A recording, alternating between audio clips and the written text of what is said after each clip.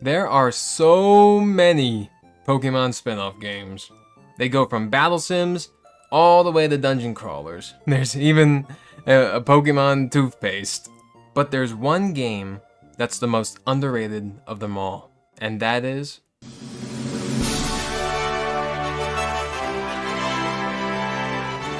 PokéPark Wii, Pikachu's Adventure. This game is so underrated, most of you might not even know that this even existed. PokéPark is an action-adventure game where you play as Pikachu and you go on an adventure throughout the PokéPark to save it from destruction.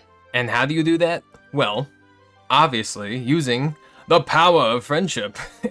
How else would you save the world from destruction? The PokéPark is basically a place where Pokemon come to play, have fun, and play mini games, as they call them, but they call them attractions. And everyone's just chilling and hanging out. It's honestly like a Pokemon paradise. And this is the most adorable game you will ever play. If you thought Pokopia was adorable, PokéPark takes the cake as the most adorable Pokemon game. And in fact, Pokopia stole a very important part and mechanic of PokéPark. So in the game, there seems to have been some fighting going on between the leaders of the PokéPark, or keepers, I think they call them. And that caused a lot of the Pokemon to leave. So Mew entrusts Pikachu with the job of making as many friends as possible and bringing and attracting more Pokemon back to the PokéPark. So it's very similar to Pokopia, where you need to create habitats to attract Pokemon to come back to a desolate land. So they literally just stole that right from under PokéPark's nose, and I picked that up right away. So Pokopia could thank its success to this game. But no, they're very different types of game. This game is almost like a Mario game or a Zelda game, where you go through different worlds and solve whatever the big issue or quest is, right? And how do you make friends with these Pokemon? Well, there's multiple little games you can play with them. Like you can play something called Chase, where it's basically they run and you have to dash as fast as you can and then fucking tackle them into oblivion. So you tag them, right? And then there's battling, which was my favorite part as a kid. I used to battle all the Pokemon, where they literally have like a whole battle system with health bars and everything. Pikachu can use Thunderbolt, Iron Tail, you could dash into them. It's really cool. And there's some other ways to make friends too, like giving a Pokemon a berry, like fucking Munchlax, fucking fat ass. The more friends you make, the more new Pokemon come to play, the more Pokemon you can use in the mini games, which are a big part of the progression of the story. Because these attractions, as they call them, are almost like, you know, your bosses. And if you make friends with a Pokemon who is good at a certain attraction, well, then that attraction is going to be way easier for you. And what's funny, and what I used to do like all the time when I played as a child, because this is one of my childhood games. I played this all the time. And I recently replayed it, and when the credits started rolling, I honestly started to tear up, because this game was a big part of my childhood. I really loved it a lot. But one thing I love to do is just run around, because you can just run around the map, right? You don't actually, and you can just like tackle into like all the little Pokemon. You send them flying. You could tackle Pokemon into the fucking river, and they just like disappear. You could randomly Thunderbolt certain Pokemon, and some Pokemon do get mad and attack you back, but you can just Thunderbolt and see them like die and fall on the floor. Oh man, I love doing stuff like that. I guess that's my dark side coming out. And it's not a long game, you know, it's a short, sweet, but fun and adorable game. The controls could be a little wanky because you have to hold the Wii remote sideways, and you can't use the nunchuck, even though it's a 3D game, so it's a little odd to move Pikachu around. But that's, you know, it's a small thing. It won't interrupt your gameplay much at all. And in fact, the game was so good, they even made a sequel.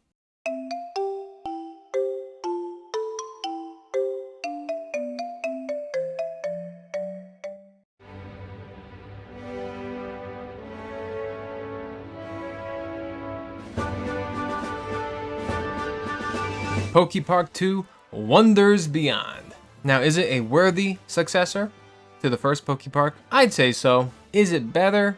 It's better in certain ways, and in other ways it's not. Like, for me, I'll always have the connection to the first PokéPark.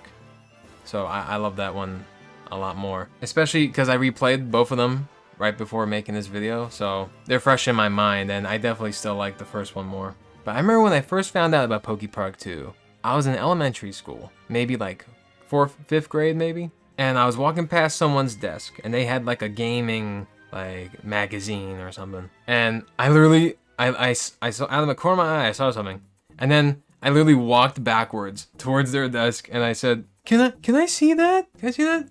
Is that PokePark 2? And I just like took it from them. And I'm like, can I have this? I need to remember the date. I need to write down the date that it comes out. And he's like, okay, I guess. Yeah, I got like really hyped.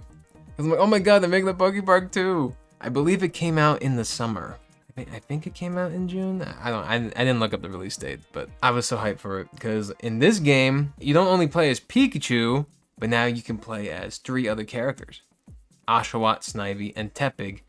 And obviously they made this game as a way to promote Pokemon Black and White. Pokemon Black and White just came out at the time because there was a ton of Unova Pokemon in this one. I thought that was really cool. Like, I think they got pretty ambitious with the second one, but their budget didn't really allow them to make a full game, you know? Because they upgraded pretty much everything. Like the battling especially got a huge upgrade. It became way more dynamic. They added type advantage, so you want to use Oshawott against fire and rock types, and you want to use Tepig against grass types and whatnot. The game had like an actual story with a villain, which was very interesting take, with actual boss battles, but they kind of stepped away from the whole attraction minigame aspect of the first game, and instead just made those like a part of like the story, like the story bosses, because each boss like kind of like had their own attraction, and you had to beat that, and then you had to fight the boss. And making friends, you still have to make friends with the Pokemon in this,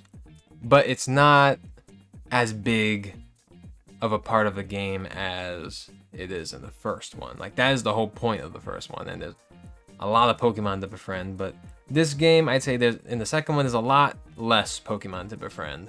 At least it feels that way. And it's not as important to make friends with all of them. This one is much more like, all right, let's go. You know, get with the story. And they don't give you a lot of time with having each new character. But you can upgrade all their moves too. They all come with their own moves.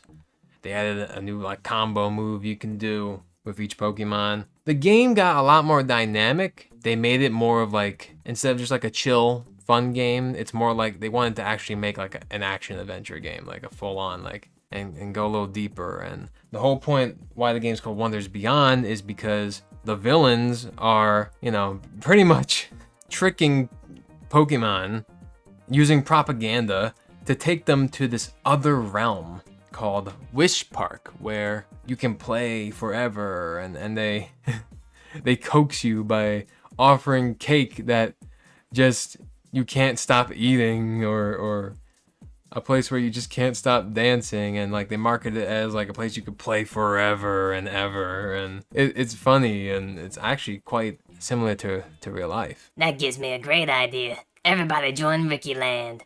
We have cookies. Cookies. Don't fall for it, guys. Knowing Ricky, he'll put dog food in them or something. Well, you humans are mostly dirty mutts anyway. And the main villain of the game, which was a really cool choice. Spoiler, if you don't want to hear it, this is a spoiler, but it's not that big of a spoiler. They pretty much hint at who it is from the start of the game. 3, 2, 1, Darkrai. Darkrai is the villain, but he's not really a bad guy. You know, the whole point with Darkrai is he's lonely. He just wanted friends. So he thought he had to force people to play in his little dream realm that he created. He thought he had to force people to play with him, but no, he like if he just asked people to be his friend, they would have. And that's the thing, right? Like the story of the game is big on like, you know, loneliness and how friendship is very important and how it could help us get out of our darkest hour, having bonds and connections like that. And you know, it's really sweet. PokePark 2 is even shorter. I mean, there is a good amount of post-game content. There's like a whole nother zone you can go to, and a battle tournament. You can make more friends with new Pokemon you couldn't find before. You can battle Zekrom and Reshiram, which play a part in the story a little bit as like these like gods almost. But yeah, the second one, very ambitious, but their budget just did not allow them to make a full game out of it. So it could have been better than it was. But PokePark in general is just an amazing game. Like it's just really cute. You know, it's really adorable, and it really makes you feel all fuzzy inside, you know? Who doesn't like to feel fuzzy? I got a big fluffy blankie on my bed. I love feeling fuzzy and warm and soft. I love hugs. They make me all fuzzy and soft. That's how PokePark makes me feel, and I can't wait to like show my future kids that game, have them play it. I'll probably be playing PokePark myself at some point again in the future. Like, it was really nice to go back to it and play it again for the first time since I don't know. I don't know when the last time I played it was. Probably, maybe I was in middle school. I don't know. Probably elementary school. Who knows? It's been a long time. It's very important for us to revisit those old games that we really enjoyed as a child, you know? So make sure you guys do that. And make sure you check out PokePark. If you can, play the game. It might not be your cup of tea if you want something more crazy or whatever. If you love Pokopia, if you love very cute Pokemon games, this is for you. Which Pokemon's always cute anyway, because there's a bunch of cute Pokemon like Spheal and Phanpy. I love them, and they're both in PokePark Wii. They're both in the first one. Oh my god, I love I love seeing them in there. They're so cute.